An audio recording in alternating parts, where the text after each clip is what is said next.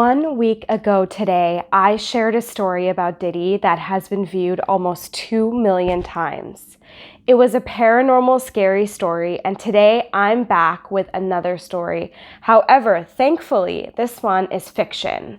I found this story a few years ago, and it is the second time, other than the Diddy story, that I literally had to turn my phone off, go to bed, and try to get through the night. This story was voted as the top scary story on Reddit in 2022, and it is definitely very creepy. So I'm going to read it to you. We're going to skip the scary music today because some of you commented on my previous video that you are sick of that scary music sound. But it's Halloween, so you have to compromise, you have to work with me. There are going to be random screams throughout the story. Stick with me, let's have some fun. And comment if you're watching this at night because you are a real one if you're gonna watch this after dark. Let's get started. 2 months ago, I was in the kitchen making myself some coffee before work. I was running a bit late that morning and I knew I wouldn't be able to make it to Dunkin' for my usual morning fix.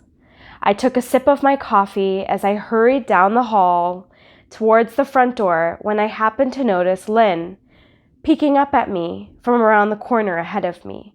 I could see only her eyes and a strand of her long, dark hair hanging against the wall. The rest of her body was concealed behind the corner. I nearly spilled my coffee when I saw her. I did burn the shit out of my lips.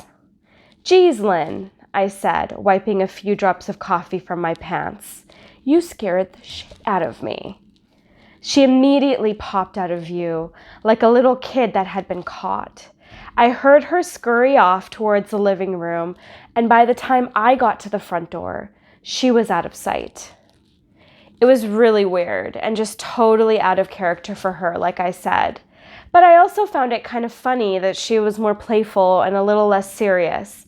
I shouted, "Lynn, I love you," and I called her a weirdo. As I shut the door behind me, I heard her laughing. Her behavior was a bit odd, but it certainly wasn't something to call a priest over. I forgot about it by lunch, and by the time I got home, she was her normal self. I didn't bring it up, and neither did she. And life went on. The next incident happened 3 days later. It was around 2 a.m., and I had woken up to get a drink. I was standing at the kitchen island, jug of OJ in hand, when I felt a strong feeling that I was being watched. For whatever reason, I looked down on the floor and saw my wife's smiling face staring back. She was peeking at me from the other side of the island, staring at me wide, unblinking eyes and grinning like the Cheshire Cat. I screamed, I'll admit it, not out of irritation but fear. For some reason in that moment I was scared. At the sound of my scream, Lynn scuttled backwards out of my view, her hands and feet smacking the tile floor as she hurried out of the kitchen on all fours.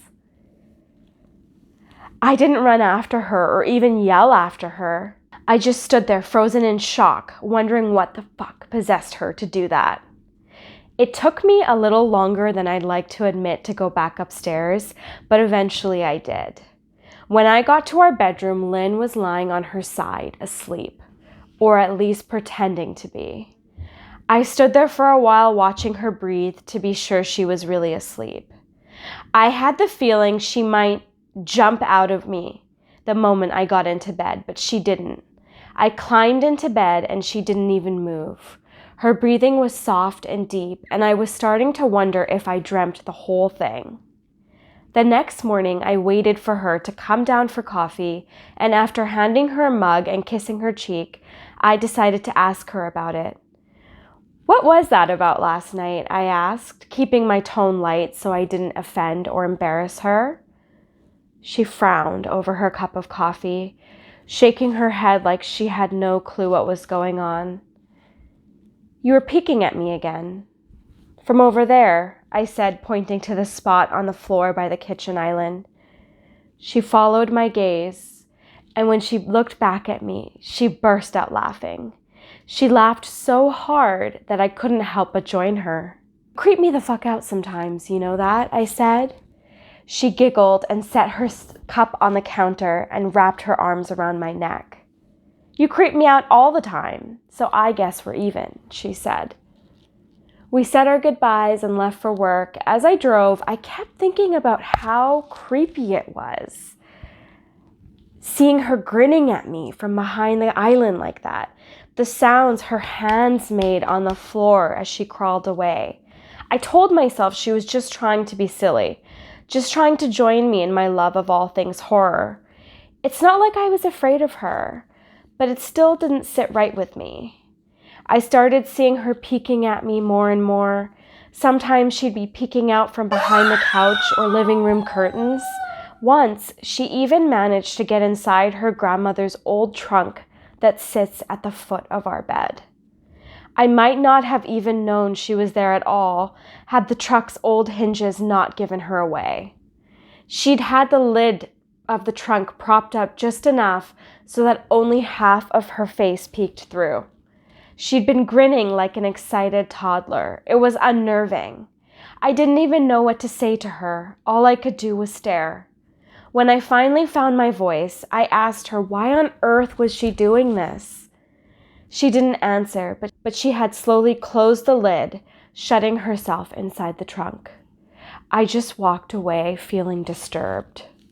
I didn't understand why she was doing it, but clearly it made her happy. I just hoped she would tire of the game quickly. Lynn didn't peek at me for the next 2 weeks. I started to think she was done with her weird prank, and I was relieved. We were watching a show on Netflix one night, and I jokingly said I hadn't seen her peeking at me lately, and she must have given up on her spy game.